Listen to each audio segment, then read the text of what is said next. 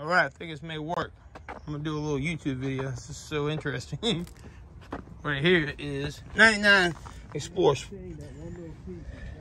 Yep, 99 Explorer Sport, right?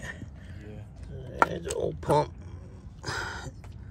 Definitely seen better looking days for a Strand. Good Lord. What a mess.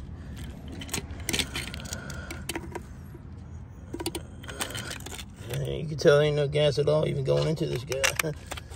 Struggles getting real with this. I just want to see if I see any wires on it burnt. Either way.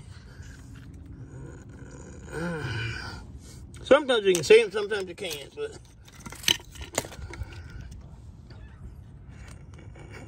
I'm gonna have to make my own tool to get this thing off. So I'm gonna go ahead. This is what we did. Went ahead and made a little access port, like so. Be careful not to knock nothing down there. 10 times as easy to do. Really makes life easy, if you know what I'm saying. But now we gotta get that little piece off right there. Now look, you don't have to chop it up and make Quake look that bad. But hey, didn't really know where it was. No videos really show you. But if you look, took up one back seat, that was it. And well, that's all you needed to do. You had to be able to take up two that'll pull the whole rug area up. You just gotta put them back down. But mainly the back seats are up top. This is a 2-door